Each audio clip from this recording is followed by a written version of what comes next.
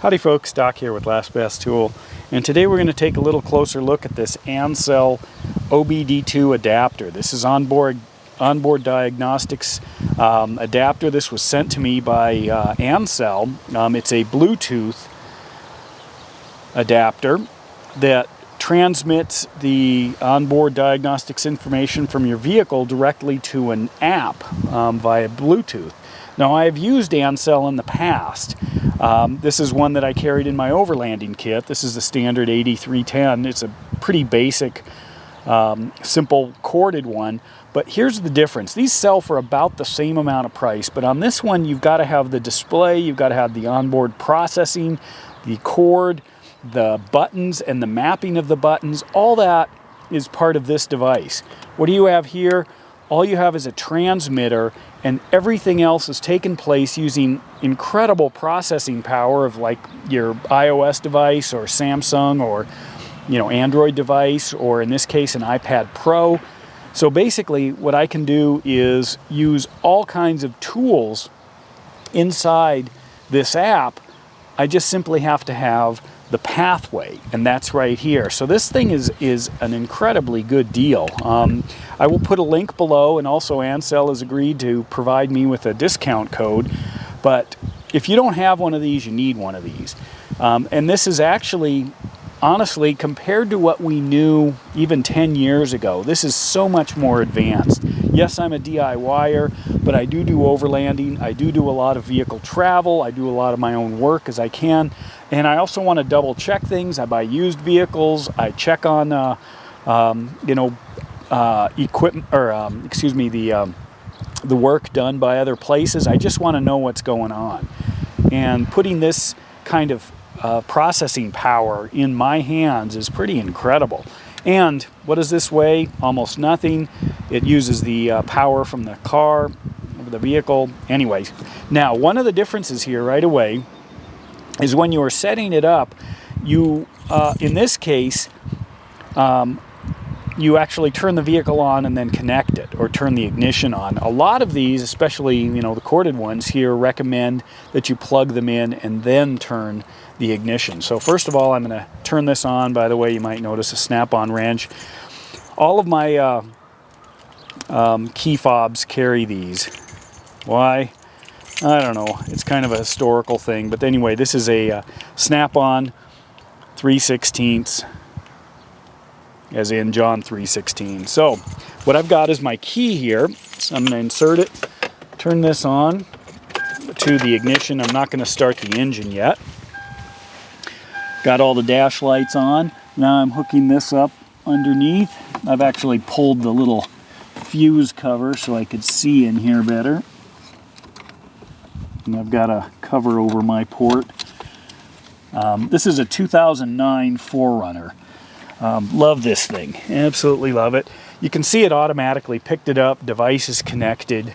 So I've got all kinds of information. If I wanted to do a battery check, it's looking at it right now what the voltage is. I could do a start here. It says turn the vehicle off. It's off. Start energy. So now I'm going to go ahead and crank this thing up. There's my reference, my information. Incredible. Simple stuff there. I'm going to go back. What do I want? Let's say I want to run diagnostics. It's communicating with the vehicle.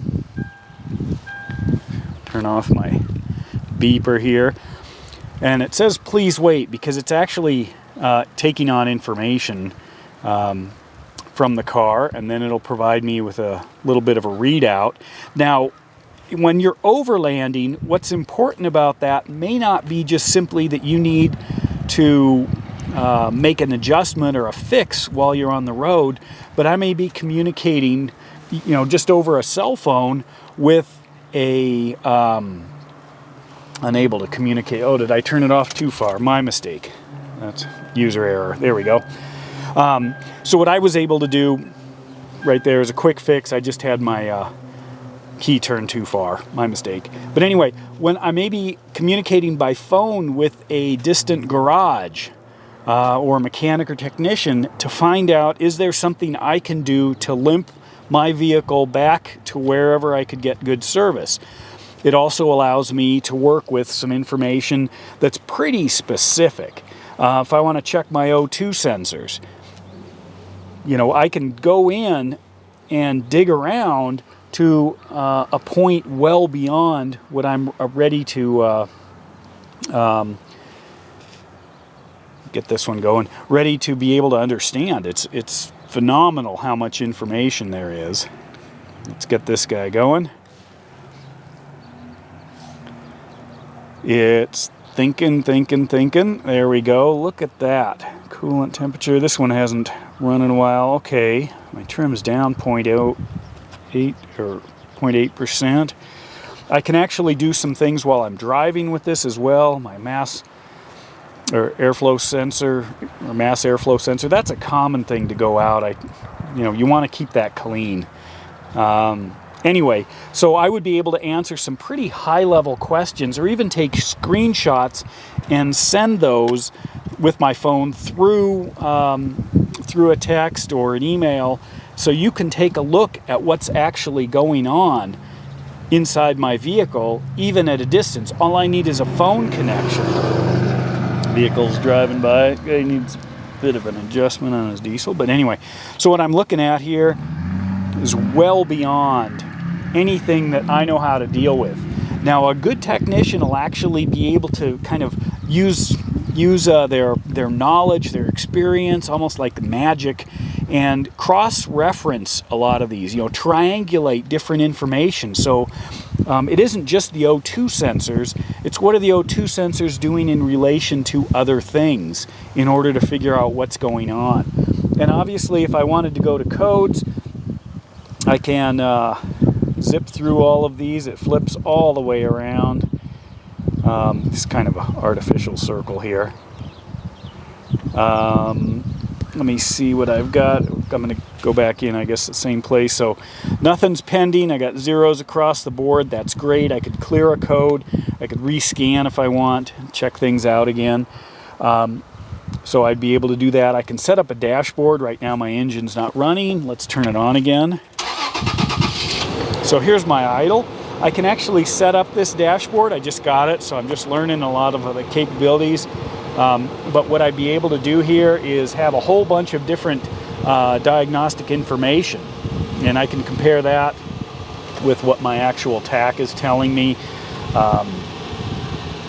If I want to run a data stream, come on. Got to collect a lot of information, transmit it to this. You can see it's raining. My camera's all wet. I'm outside. There we go. 21 degrees C. My coolant. It's cold out here right now. Engine, vehicle speed, that's good because obviously I'm not even sitting in it. Air intake. I've got this set for Celsius. Anyway, so what I wanted to do, and any of these I can take, I could either write down the information, take screenshots, text those, email them. So that's why this is important, is it gives you an insight into all kinds of data that allows you to transmit, you know, it's almost like field medicine, transmit medicine or medical data, you know, to a distant hospital in order to get my, I don't know what that's doing right now. I just disconnected it. Anyway, I just wanted to bring this to your attention. They're like between $39 and $25. It depends, but this is a good one. This Ancel, I would recommend getting a good one. But still, for, you know, the price of less than a couple dozen cups of coffee right now, or a tank of gas, you can get an awful lot of diagnostic information. So I'm happy they sent me this. I would have got one anyway. It's way better than my original one. And, you know, if you're a technician, you know all this, but if you're a DIYer like me or an overlander, you've got to have this kind of stuff on board. You just have to know these things if you've got a modern vehicle. And with that, Doc out.